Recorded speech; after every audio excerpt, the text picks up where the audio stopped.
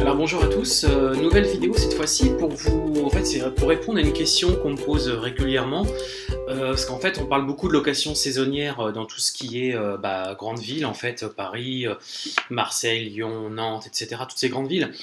Mais on me pose aussi la question, est-ce qu'on peut faire la location saisonnière en fait dans des toutes petites villes ou des villages? Est-ce que c'est quelque chose qui est possible, qui est rentable? Est-ce que je peux acheter un bien immobilier et envisager de faire du meublé en fait en location courte durée?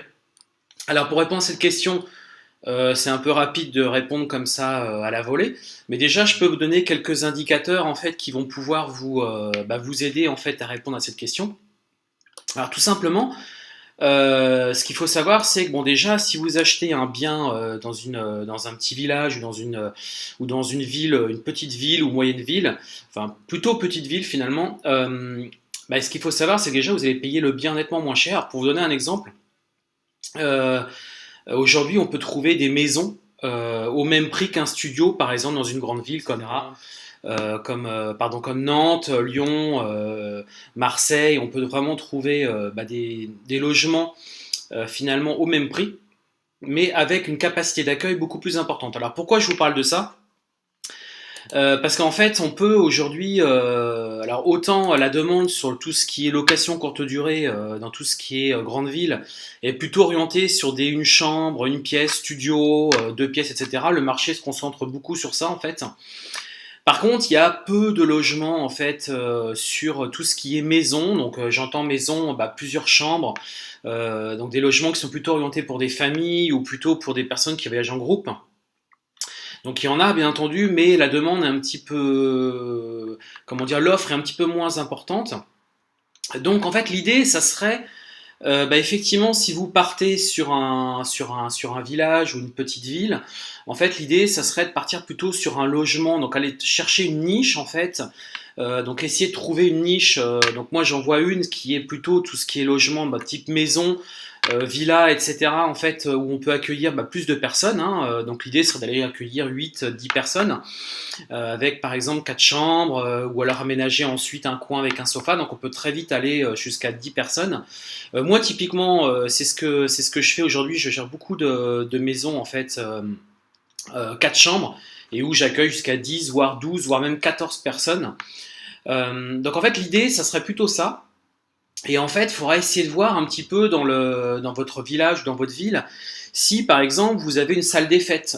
C'est-à-dire que si vous avez une salle des fêtes qui est régulièrement occupée pour des mariages, pour je sais pas, des départs à la retraite, des occasions, etc., il y a très forte chance qu'il y ait des personnes qui viennent régulièrement en fait le week-end, voire peut-être aussi même sur 3 jours, et qui en fait ont besoin de grandes maisons en fait pour se retrouver tous ensemble, en famille, entre amis, bref, pour partager un lieu commun.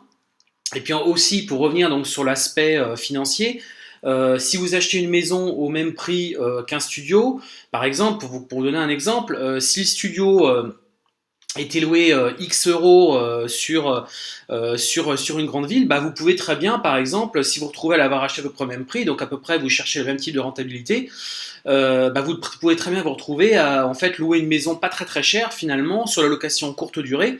Et pour le coup, ça peut vraiment être intéressant pour des personnes qui viennent ponctuellement sur un mariage, donc qui peuvent louer votre maison pour pas très très cher. Mais vous retrouverez également dans votre rentabilité puisque vous avez acheté votre bien nettement moins cher initialement. Et donc du coup, ça peut vous permettre en fait de répondre à une demande en fait qui peut être certes un peu plus ponctuelle puisqu'effectivement en semaine vous l'aurez peut-être un peu moins, bien que c'est pareil, il faudrait aussi que vous regardiez du côté des hôtels, voir si vous avez des hôtels à proximité, voir un petit peu leur taux de remplissage. Ça vous permet tout de suite de vous dire que si finalement un hôtel ou une grosse enseigne s'est mis pas très loin de votre ville, c'est qu'il y a quand même de la demande, c'est qu'il y a quand même du passage. Donc très certainement, ça veut dire que si vous mettez un bien à disposition en location courte durée ou en meublé, il y a très forte chance qu'en fait que vous répondiez à un besoin. Donc ça c'est vraiment important. Ensuite, un autre moyen aujourd'hui, donc de manière générale en fait, et donc là particulièrement dans cette demande-là, en fait, dans ce type de en fait de marché sur donc des petites villes, ce que vous pouvez très bien faire, c'est enregistrer en fait une annonce sur Le Bon Coin, tout simplement. ça vous coûtera rien, il n'y aura pas de conséquences derrière désagréables, conséquences financières ou conséquences par exemple, vous pouvez très bien vous dire, après tout, pourquoi je ne mettrais pas ça sur une plateforme de location courte durée, mais non, parce qu'en fait, il y a des conséquences derrière à retirer votre listing, etc. Donc faites-le sur des sites, par exemple, comme Le Bon Coin, c'est un système de petites annonces.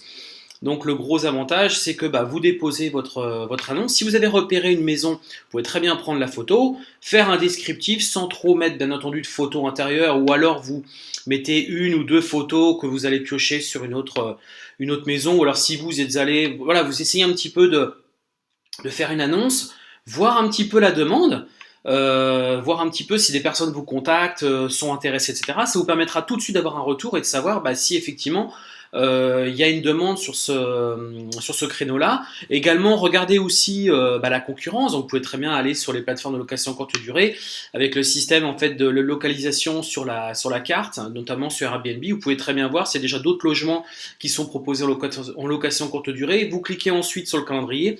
Ça vous permet de voir si le calendrier est déjà plus ou moins rempli ou pas. Enfin, en gros, d'en déterminer leur taux de remplissage.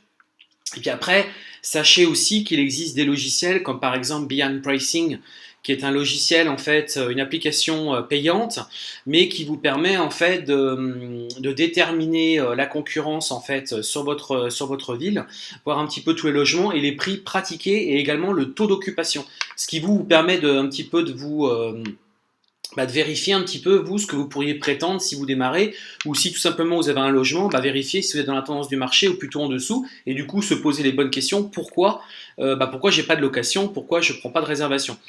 Voilà, donc c'est un petit peu les différentes astuces, sachez que c'est possible, faut pas se formaliser et se dire non, je suis dans un petit village, ça va pas marcher. Non, ça peut très bien marcher, ou alors ça marchera, vous l'aurez pas effectivement 25 nuits, comme c'est un petit peu l'objectif qu'on cherche tous à atteindre sur location courte durée.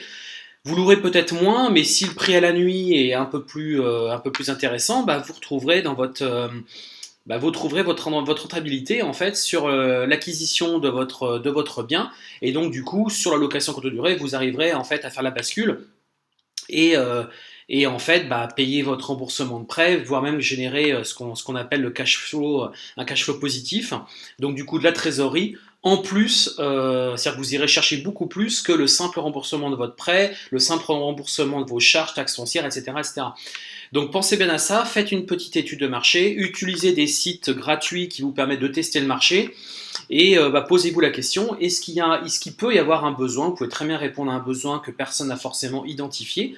Même si c'est une petite ville et qu'il y a très peu de fréquentation, vous pouvez très bien intéresser des personnes. Et aussi, si finalement vous n'êtes pas si loin que ça d'une grande ville, vous pouvez aussi intéresser des personnes qui cherchent un petit peu plus de tranquillité. Bon là, on va dire que c'est un pourcentage nettement plus faible, mais vous pouvez aussi quand même vous intéresser des personnes qui effectivement chercheraient un logement plutôt calme, en campagne, avec comme des commodités pas très loin, notamment une boulangerie ou alors un petit shop, une petite supérette.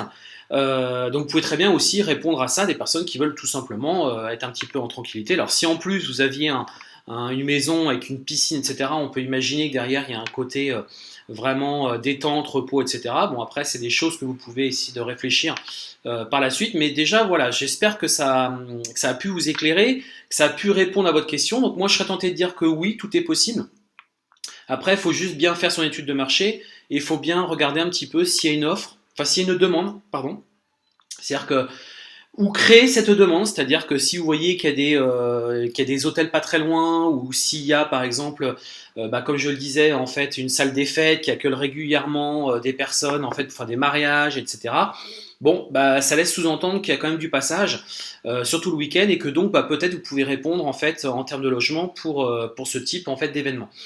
Voilà, j'espère que cette vidéo vous a plu, a répondu à vos questions, et surtout n'hésitez pas en fait à me laisser un pouce bleu si vous avez aimé cette vidéo. Moi ça m'encourage beaucoup à en faire d'autres par la suite.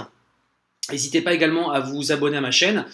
J'essaie de publier des vidéos très régulièrement sur l'immobilier, mais plus particulièrement sur la location en courte durée, puisque c'est là où moi je suis en fait beaucoup plus investi parce que c'est mon domaine d'activité aujourd'hui puisque j'exerce en fait dans la location en courte durée, c'est ma profession. J'ai une société en fait de conciergerie où du coup j'effectue ces prestations pour différents propriétaires que j'aide également à dynamiser, à booster leurs revenus et à leur faire comprendre en fait l'intérêt de la location en courte durée.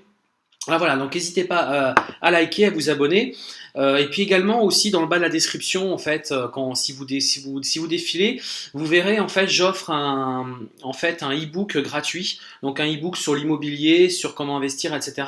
Mais également comment se lancer en fait en location en courte durée. Donc c'est un e-book qui est totalement gratuit, que vous pouvez en fait télécharger directement en PDF sur votre ordinateur ou sur votre tablette, sur votre téléphone, et il est également aussi disponible au format Kindle. Voilà, donc tout ça est disponible, c'est gratuit et je vous invite tout simplement à découvrir puis à continuer à me suivre sur ma chaîne YouTube et sur mon site internet locationcourtedurée.fr. Je vous dis à très bientôt, aujourd'hui on est dimanche et je vous souhaite donc un bon dimanche. À bientôt.